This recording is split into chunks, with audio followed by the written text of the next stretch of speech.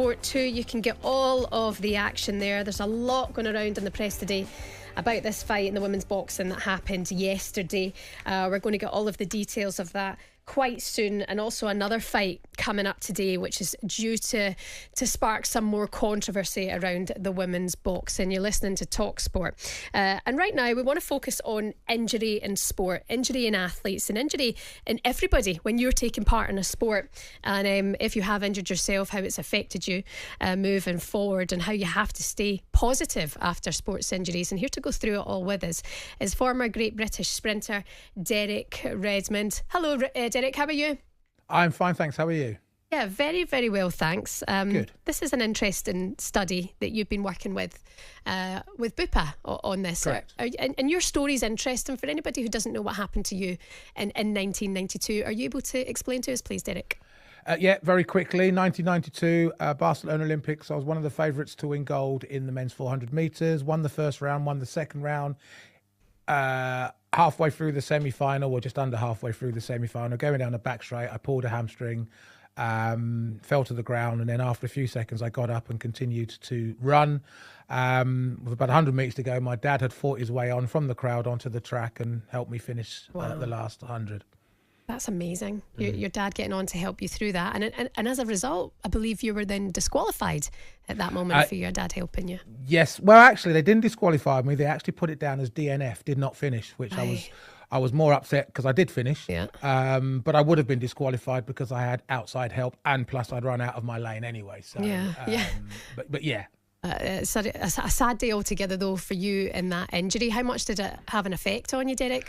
I mean, yes, it was quite hard. I mean, I got injured at the previous Olympics. I snapped an Achilles tendon warming up for the first round at the previous Olympics in '88 in Seoul. So I spent 4 years vowing to make up for that, and I could just come off the back of '91 where I won the World Championships. So things were looking good, and I was expecting to win 2 Olympic medals, one in the individual 400 and one in the 4x400, and all of that got blown out of the water with a hamstring pull. So mentally, yes, it was difficult to deal with because we'd been dealing with lots of injury problems, and we'd kept all them at bay, and the last we expected was for my hamstring to do what it did. So it was frustrating is the word I would use. I would say it was very frustrating. That's putting it very mildly, and being as clean as I can. Derek, I've watched this footage. I just want to say it's iconic and heroic. Both you and your father should be very proud of your determination. It really is poignant to watch. I'm in awe of what you achieved this day. Can I ask, how did you cope with this psychologically moving forward from here? Because I'm looking at the footage now, and you're clearly devastated and heartbroken. Yeah, and a lot of pain as well. So it took me, I would say, initially 2 years to get over it. I really was a bear with a sore head and felt the world owed me, the athletics world owed me, and why me? And it took the best part of 2 years to get over that. And then I actually came to the realization that I pulled a muscle in a race. There's a lot worse that could be happening to me in life. And I know that's almost underplaying the situation, but bottom line, that's all I did, is I pulled a muscle in a race. And there's a lot worse things going on at the time, and even now going on in the world, and it kind of put it into perspective. But in between that time, I spent the first year and a half trying to make a comeback because I was desperate to get back. And I went through 7 operations in the next 18 months on the hamstring, and it didn't work. And then the surgeon who had performed all 7 ops basically said to me, look, your career's over, you're never going to compete for your country again, so just go get a regular job and live a regular life. 2.5, nearly 3 years later, after him telling me that, I sent him a photograph of me playing basketball for England, and I sort of put a message on it saying, thanks for your confidence type thing. So it kind of then spurred me on to prove him and others wrong. That's a good story. But I think you're right. Perspective is a wonderful thing. And I know you're not here to be an agony aunt today, but anybody listening in the car, anybody listening in work just now who plays sports, who does it for their mental health, who does it for their physical health. A lot of people have suffered injuries, and actually not to make this about me at all, my husband snapped his Achilles 6 weeks ago now. The most positive guy in the world. I swear to you, he's like Tony Robbins in the house. He's always a positive person. infection. Then he got a chest infection, and honestly, it's like the end of the world. But you put everything into perspective. But you can tell. I can tell he's different. I can tell he feels differently now. The fact that he might not be able to play the Monday night fives anymore, that his golf's in jeopardy, because those are such big outlets for anybody who's trying to just have that little bit of escapism from, you know, working hard and children and any other problems you might have. Sports is that release for so many people. You did it at the highest level, but what advice would you give to anybody who might be struggling with an injury? I think, and I'm sorry to hear what your husband's going through, but you know, I still think that there's always light at the end of the tunnel. There's always something that you can do. And, you know, I'm still involved in sport now. I'm 59 years of age. I still box. I still compete at boxing. I've got a chance of competing for Great Britain in the World Championships of basketball in the over 50s next year. I'm a terrible golfer. I've raced motorcycles, won a national title. I've done kickboxing, won a national title.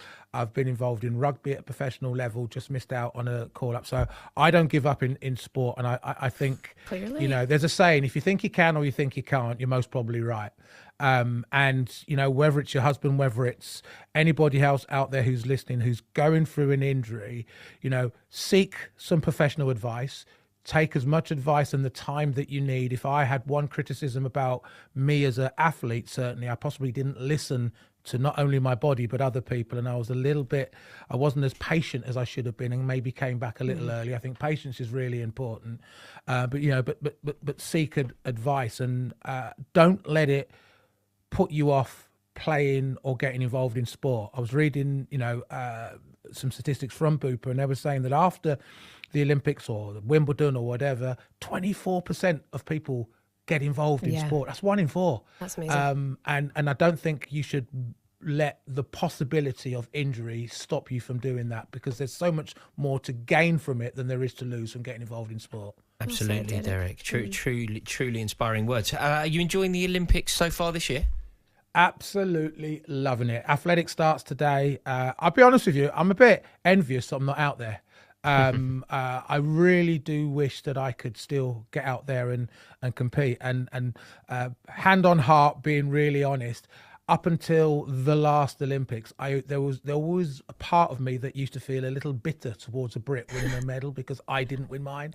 Now I'm just loving it, and I'm winning my medals through them winning their medals, if you like. So yeah, it's been great. The athletics starts today. We've got some fantastic chances of medals this year. You know, for the first time in a while, and I'm not putting any of the previous British Team GB athletics teams down, but we've got a good bunch of athletes that not only can do well here, but I think are young enough to go on to LA in 2028 as well. Derek, it sounds like Team GB could use you anyway in camp for positive mental well-being and focusing and how you can do anything you want to do really in sports. Obviously, you're a very focused person, but good to get your insight to this. Just quickly, before we let you go, Derek, where can anybody get information on this and what you've been working on? So I think you can go onto Bupa's website. They give you lots of information on there, and that will be the best sort of starting point. Okay. Anybody want to get involved in any sport, just go onto that particular sport's national governing body, and they will guide you through on where you can go, who you can go to, who you can go and see, and all that sort of stuff. Derek Redmond, former sprinter, thank you so much for your insight in that. Have a good day, okay? Thank you. By the way, he puts you at shame. He puts me at shame. He puts everyone at shame. What an inspiration! Do you know what? Watching the incident take place in Barcelona in 1992, I think the top comment on the YouTube video of what happened to Derek, I think sums it up perfectly. It says, "I don't remember who won this race, but I will never forget Derek and his father." It's really moving footage. It's certainly worth watching. And he was a very fascinating character. Lovely stuff. Great to hear from Derek. You're listening to talkSPORT. Coming up next, we're going to be looking at the football calendar. Is it really that congested? This is talkSPORT.